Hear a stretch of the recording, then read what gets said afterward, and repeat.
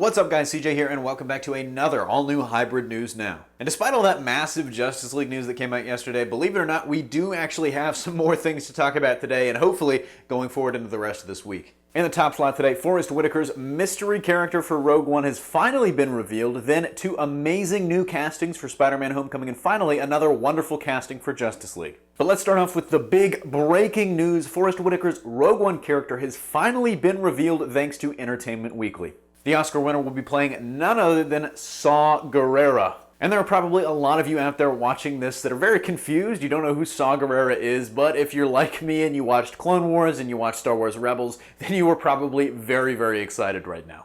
In Clone Wars' 5th season, Saw was a young Resistance fighter trying to free his home planet of Onderon from the Separatist army with the help of his younger sisters Steela and Lux Bonteri.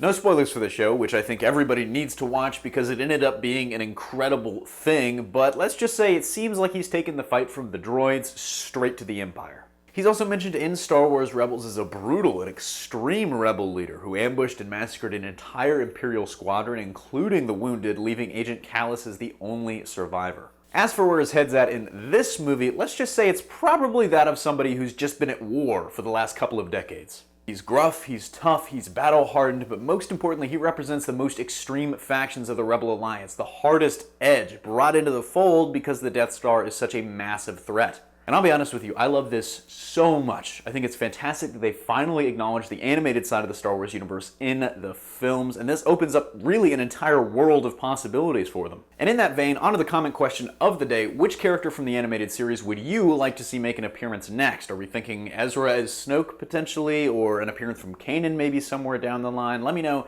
in the comment section below.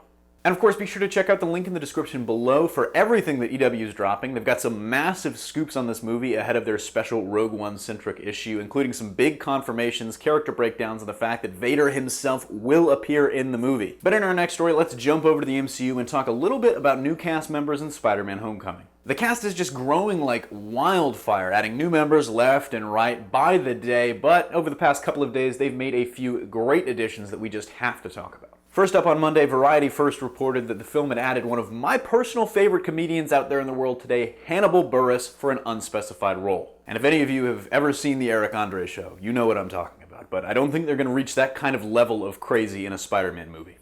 Regardless, the guy is hilarious, but I have no idea who he could be playing. It could be a cameo, it could be a bigger role. Odds are it's going to be one that has some comedy to it at least. My best guess is, and I hate to really bring this out because I feel like I'm suggesting this for every new cast member that gets announced for the movie, if they're over the age of 20 at the very least, is potentially a teacher of some sort, a counselor maybe. He might even be playing someone like Robbie Robertson from the Daily Bugle, which would be a really interesting turn in my opinion. But as excited as I am for that casting, the next one has me a little more hyped. That's because the film's also added Abraham Atta, the 15-year-old breakout star from last year's Beasts of No Nation, according to Deadline. Now on the official end, we have no idea who he could be playing. Apparently the role's being kept pretty tightly under wraps, but that hasn't stopped a lot of people from speculating that he could be playing a certain other Spider-Man, Miles Morales. And that would be huge, major planning for the future to lay the groundwork for that now. But I mean, we've already got two Spider-Men in the main Marvel comic universe, so it's not like it has to be a successor or replacement type situation anymore. But somehow I just kind of doubt it. I mean, it would be great planning for the future, as I said, to kind of take this young star and start staking out a future direction for your film universe, but my gut just tells me that's not who he's going to be playing. And you know, my gut could definitely be wrong, but I just see someone like maybe Randy Robertson as a better option, or just another classmate of Peter's. But when you grab someone like that, a breakout star, I kind of feel like he's going to have a bigger role. But let me know who you think he'll be playing down in the comments section. And on to our last story of the day, Justice League has added another cast member, and one that I'm very, very excited for. That's because we'll be seeing Christopher Hivju, Tormund Giantsbane himself, or the spokesman for Wyndham Hotels, depending on if you watch Game of Thrones or not, in the DCEU.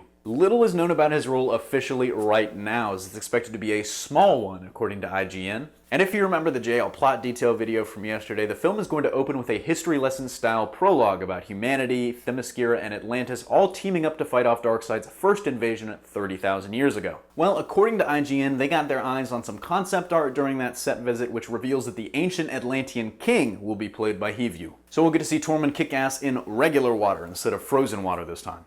Let me know your thoughts on that casting in the comment section down below, but that'll do it for today's H&N. Thanks for watching. Don't forget to smash that like if you like what you saw, subscribe for more great content every single day, and consider supporting us on Patreon for access to some exclusive goodies. And be sure to check out our gaming channel Press Play, where we're already regularly live streaming on Twitch while we work on getting more and more content up on the YouTube side. Signing off, this is CJ, and I'll see you tomorrow.